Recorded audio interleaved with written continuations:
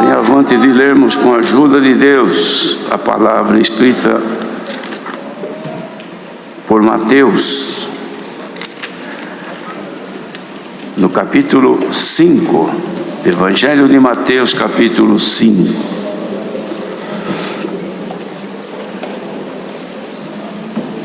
Glória a Deus.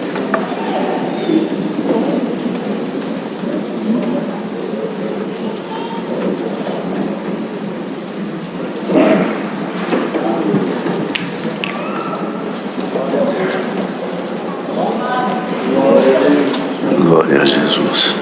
Vamos ler então com a ajuda de Deus. E Jesus, vendo a multidão, subiu a um monte e, assentando-se, aproximaram-se dele os seus discípulos e, abrindo a sua boca, os ensinava, dizendo: Bem-aventurados os pobres de espírito, porque deles é o reino dos céus. Bem-aventurados os que choram, porque eles serão consolados. Bem-aventurados os mansos, porque eles herdarão a terra. Bem-aventurados os que têm fome e sede de justiça, porque eles serão fartos. Bem-aventurados os misericordiosos, porque eles alcançarão misericórdia. Bem-aventurados os limpos de coração, porque eles verão a Deus. Bem-aventurados os pacificadores, porque eles serão chamados filhos de Deus. Bem-aventurados os que sofrem perseguição por causa da justiça, porque deles é o reino dos céus. Bem-aventurados sois vós, quando vos injuriarem e perseguirem, e mentindo disserem todo o mal contra vós por minha causa. Exultai e alegrai-vos, porque é grande o vosso galardão nos céus, porque assim perseguiram os profetas que foram antes de vós. Vós sois o sal da terra, e se o sal for insípido, com que se há de salgar? Para nada mais presta, senão para se lançar fora e ser pisado pelos homens. Vós sois a luz do mundo.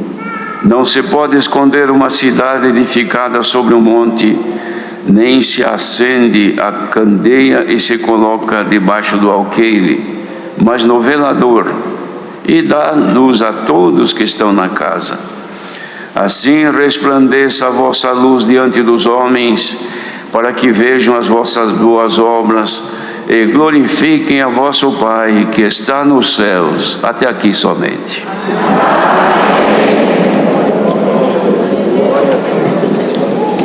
Queridos irmãos, Mateus descreve aqui este sermão que Jesus fez perante os seus discípulos e falava sobre as beatitudes, sobre o futuro bom para aqueles que tinham oportunidade de ouvi-lo naquele momento.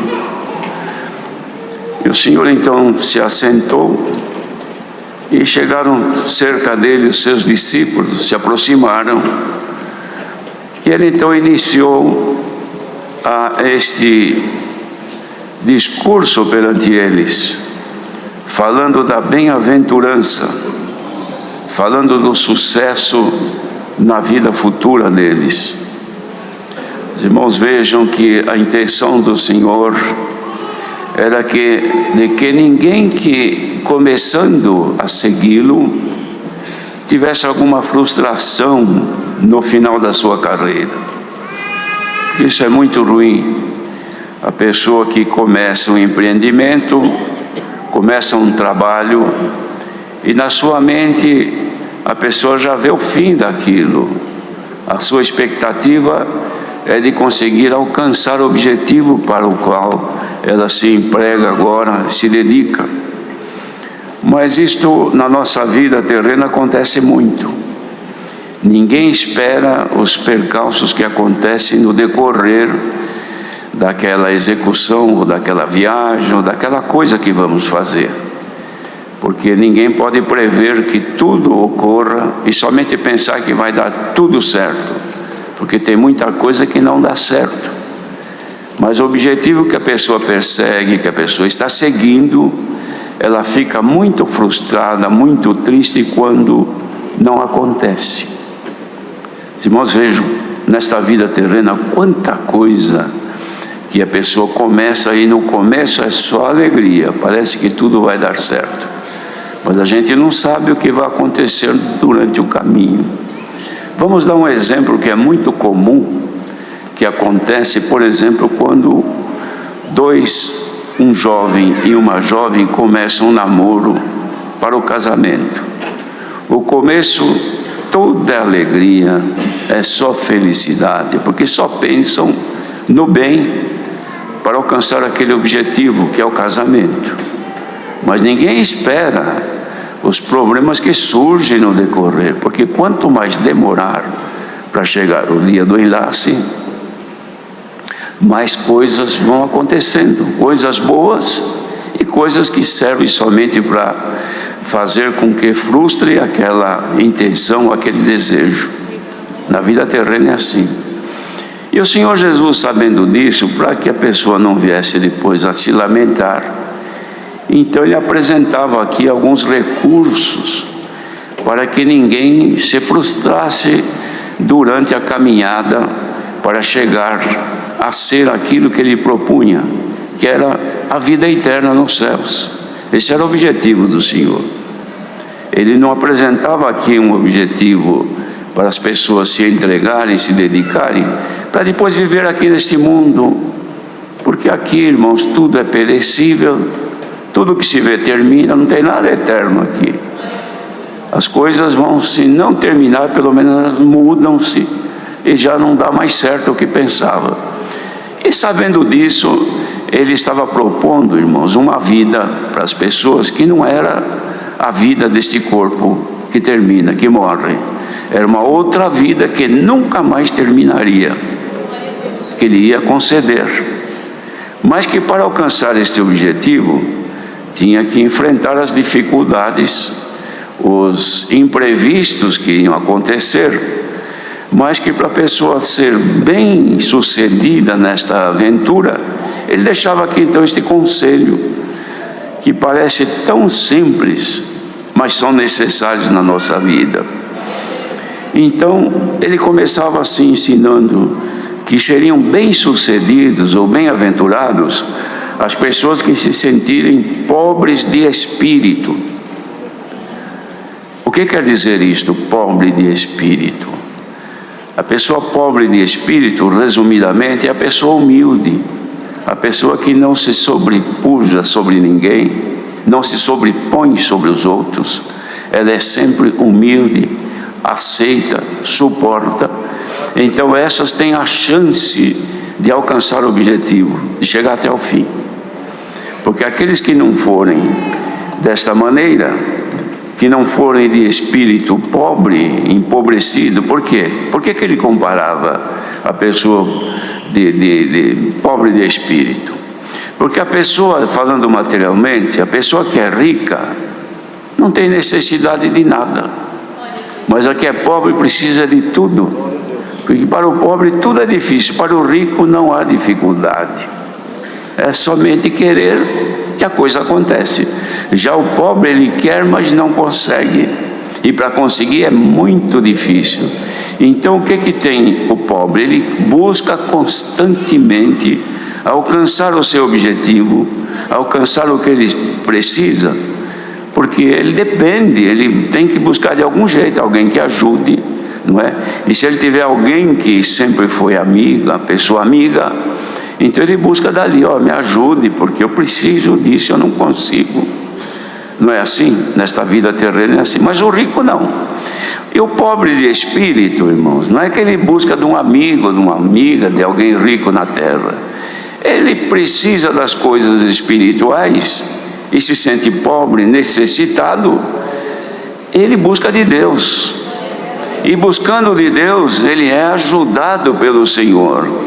Então, irmãos, os irmãos vejam um exemplo disto. Davi era rei, não necessitava de nada materialmente, mas espiritualmente ele dizia assim: eu sou pobre e necessitado, mas o Senhor cuida de mim. Era isso que o Senhor Jesus queria dizer aqui. O pobre de espírito, irmão, é humilde, suporta, mesmo que aconteça contrariedades, humilhações e tantas coisas, mas como ele é pobre, ele depende de Deus, ele vai aonde ele encontra auxílio, vai aos pés do Senhor. Já o soberbo, grandioso, aquele que se sente enriquecido no espírito, ele não vai buscar. O Senhor Jesus até fez um exemplo disto, irmãos. Depois que ele já estava reinando nos céus com o Pai, ele deu revelação a João quando estava preso na ilha de Patmos. E falando de um ancião de uma determinada igreja, o Senhor Jesus, que tudo acompanhava, viu que um dia ele falou assim, ou pensou, e disse assim: eu de nada tenho falta. Eu não preciso de nada, sou rico, não tenho necessidade. Aí o Senhor falou: João, você escreve para ele uma carta e fala assim: você acha que, como você disse, rico sou e de nada tenho falta? Escreve para ele e diga para ele que eu ouvi quando ele falou isso, mas fala para ele que ele é um pobre, miserável, cego, nu e não tem a graça, sem a graça. Por quê? Porque ele achava que tinha tudo, estava miserável, pobre e nu. Imagina, o miserável, pobre e sem roupa, irmãos, é a coisa mais horrível que existe. Pois espiritualmente, aquele que achava que era rico e tinha tudo, estava nesta condição. E o Senhor então ensinava que a aventura boa, que dê certo, depende de tantas qualidades quanto esta aqui também, de ser pobre de espírito, estar sempre aos pés do Senhor, reconhecendo o seu estado, como cantamos agora há pouco, este hino, que consiste o nosso viver em agradar a Deus.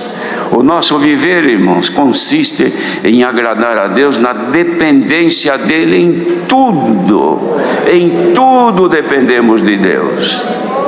Vamos ver hoje, quando nós acordamos, dependemos de Deus para dormir, porque se Deus tira o sono e dá uma insônia para a pessoa, ela está perdida, fica a noite inteira rolando na cama e não dorme. Por quê? Porque ela depende de alguma coisa. Se Deus tirar o sono da pessoa, a pessoa passa a sofrer tanto que nem dorme mais. E se Ele tirar, por exemplo, a concentração da nossa consciência, da nossa mente, a pessoa perde o juízo, acorda, não conhece mais o marido, nem conhece mais a mulher e os filhos, fugiu a mente. E o que eu faço? Aliás, nem pensa isso, porque se fugiu a mente, a pessoa não pensa mais. Fica como se fosse um objeto, não tem mais sensação de nada. E Deus conservou a mente, conservou a inteligência, deu a graça de nós dormirmos, bem ou mal, mas dormirmos. Deu a graça de nós despertarmos hoje, até mais cedo para vir congregar. Deu a graça de ter a sensação, olha, pusemos os pés no chão, sentimos firmeza nas pernas, abrimos os olhos, estávamos vendo, olhamos do lado, a esposa está aí dormindo, ou a esposa, ou os filhos estão aí, levantamos, não sentimos dor, ou se alguma dor apareceu, mas nós estamos dominando. Tomamos as providências que tinha, preparamos-nos, chegamos até aqui. Porventura isto não é uma dádiva de Deus? E nós estamos aqui hoje.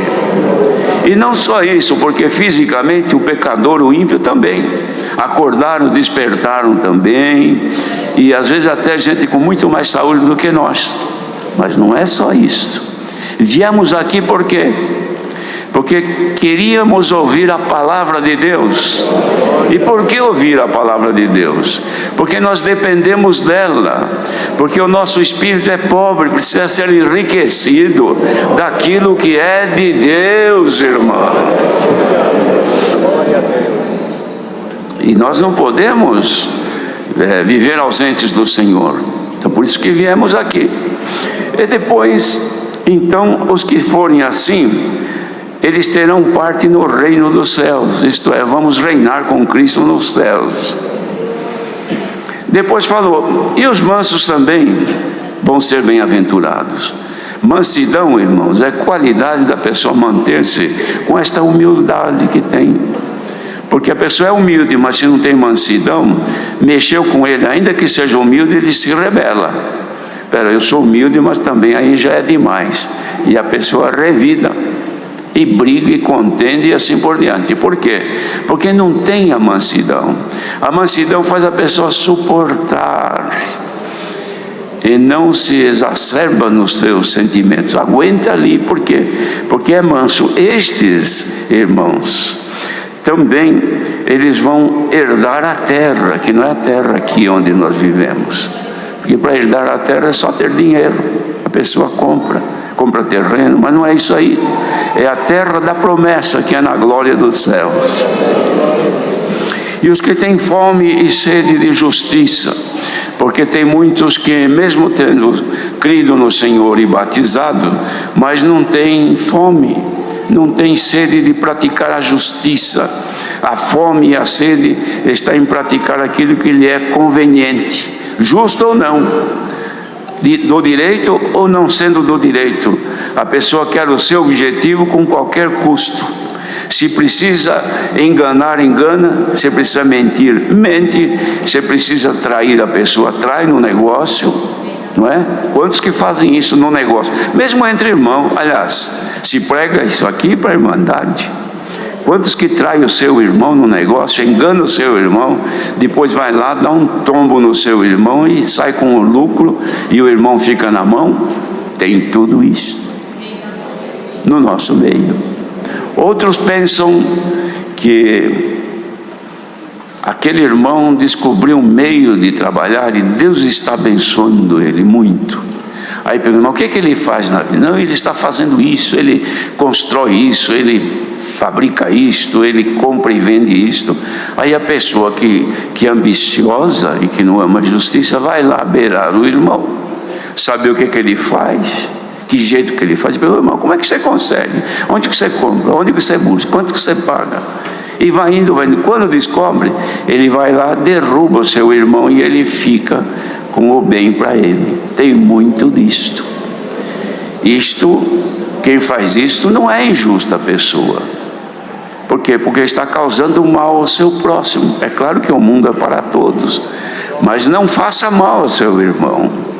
Não engane o seu irmão, não traia a confiança do seu irmão, da sua irmã, do seu marido ou da sua mulher, dos seus pais ou dos seus filhos, porque isto desagrada a Deus.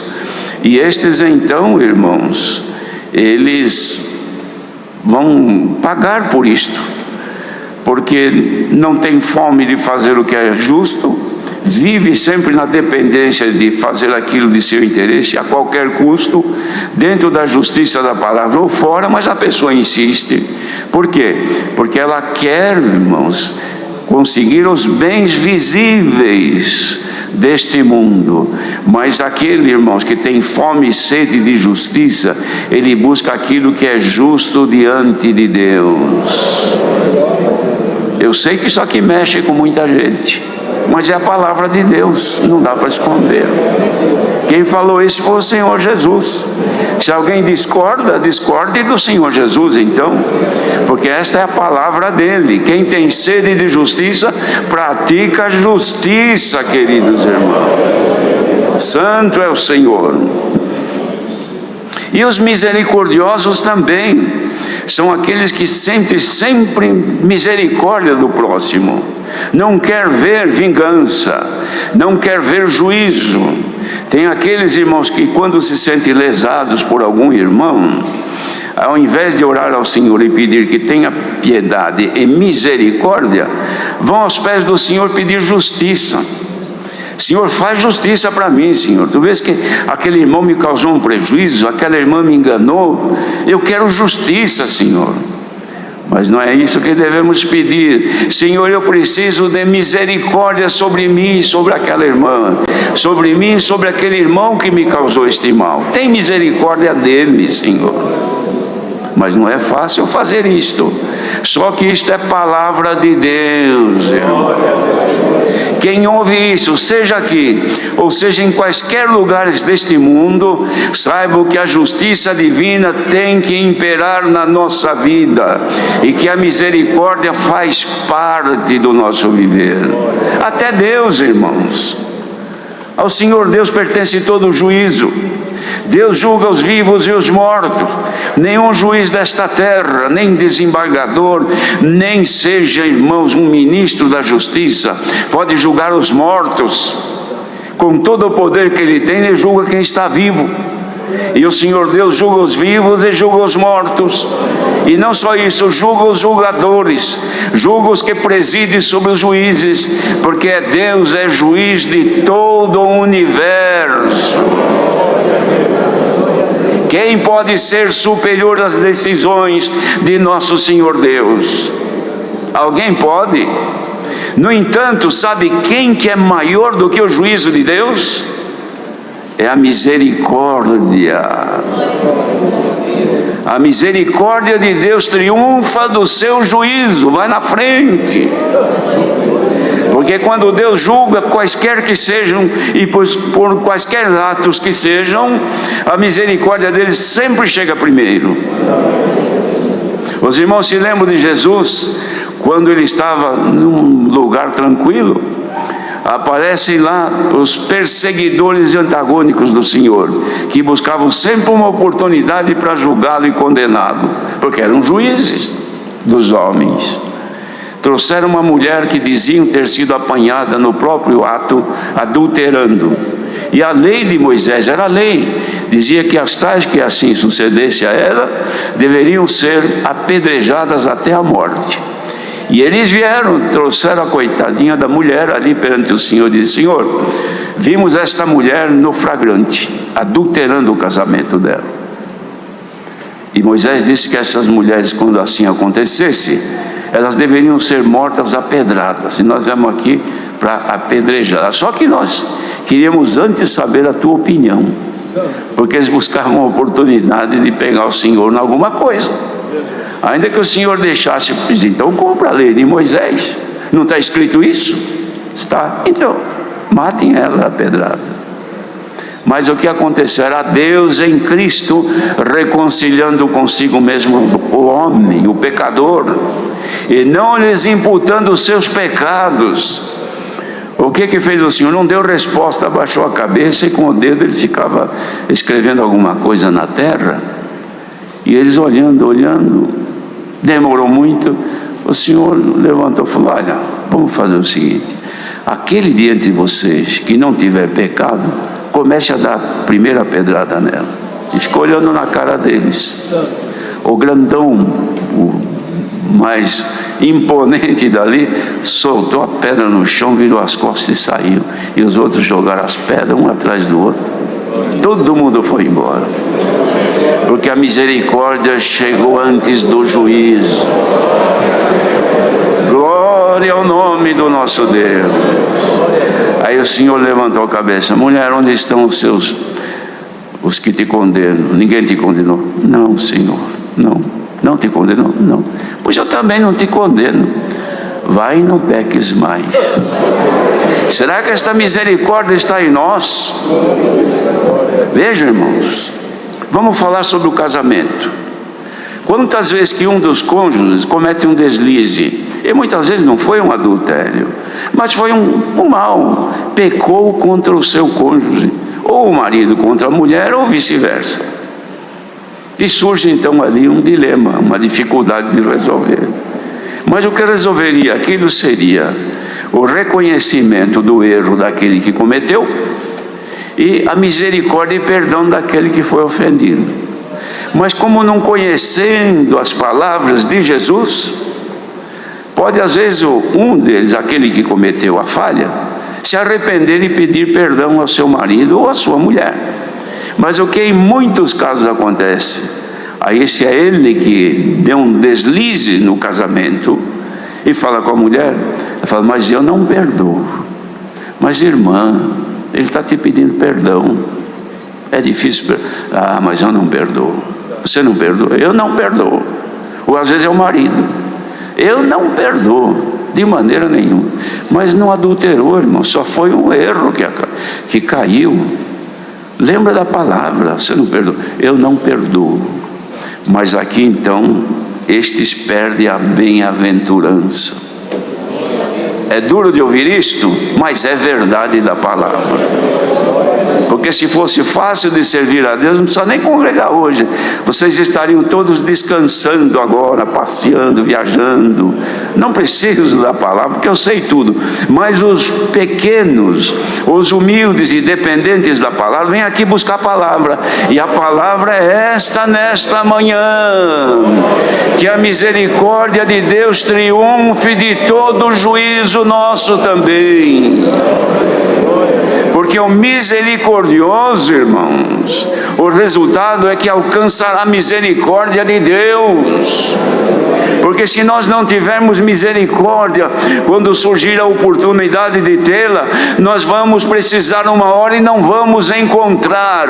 E quem daqui ou de onde estiver ouvindo por este mundo possa dizer: eu não preciso de misericórdia. Se tu não precisas de misericórdia, é porque você já é santo e já está preparado para desaparecer desta terra. Mas os que estão, os terrenos que vivem aqui, precisam de misericórdia toda hora. Santo é o Senhor. E quem agora precisar, diante desta palavra, e disser: Senhor, eu preciso de misericórdia agora, veja a minha situação, Senhor, eu não consigo te agradar, não consigo te servir, diante dessas exigências de Cristo para aqueles que iam se salvar, eu me vejo pobre e necessitada, pobre e necessitado, sem condição de poder te agradar, então eu preciso de misericórdia. Põe-te em comunhão agora, e pela virtude da palavra, desça dos céus a misericórdia de Deus, queridos. Glória a Jesus.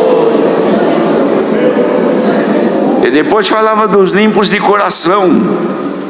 Irmão, nosso coração é como que não é o coração em si, é o nosso cérebro, é como uma caixa, um local onde se guarda coisas, uma gaveta onde se guarda as coisas. É igual. Então tudo que a pessoa tem, chega em casa, traz papel e documento, tanta coisa, para não largar em cima da mesa, a pessoa organiza, abre a gaveta e enfia na gaveta. E quando sai, chega outra vez, traz outras coisas e põe na gaveta, e vai pondo, vai pondo. Põe coisas boas, põe coisas que não só serve para ocupar espaço, e põe coisas também que não prestam, lixo, ou coisas que podem até causar algum mal, mas enfia ali na gaveta. Quando precisa de uma coisa boa, a pessoa vai procurar, não encontra, porque a gaveta está cheia de coisas, e não encontra mais. Ele diz: eu tenho certeza que eu guardei isso aqui, alguém tirou daqui, alguém mexeu aqui. Não é que alguém mexeu, é que está desorganizada. E as irmãs sabem, até roupa, não é? A pessoa que é organizada, as irmãs principalmente, preparam as roupas, lavam, passam, deixa bem arrumadinho, depois guarda tudo ordenadinhas. Põe até algum cheiro ali que é para ficar bem agradável. E quando precisa, só pensar um pouquinho, já sei onde está. Abriu a gaveta, puxa, está prontinho para ser usado. Não é assim que as irmãs fazem? Mas tem pessoa que não faz assim. Enfia, enrola de qualquer jeito e enfia na gaveta. E vai socando na gaveta, vai. Quando precisa, não acha. E quando acha, não presta para usar, porque está tudo mal acomodado. Pois a nossa vida, o nosso coração, que é o nosso cérebro, é a mesma coisa. Guarda o ódio, guarda a inveja, guarda a vingança, guarda a cobiça, guarda a mentira, guarda aquilo que viu, que era desagradável a Deus, imagens impuras, malignas, que ficou assistindo e vendo, e guardou, enfiou na sua gaveta. Ouve a palavra, também guarda alguma coisa que lhe interessa, que acha bom, guarda. Canta um hino maravilhoso que mexeu com os seus sentimentos, guarda. De vez em quando até canta um pouquinho, mas fica guardado. Um dia que precisa alguma coisa numa emergência, não acha.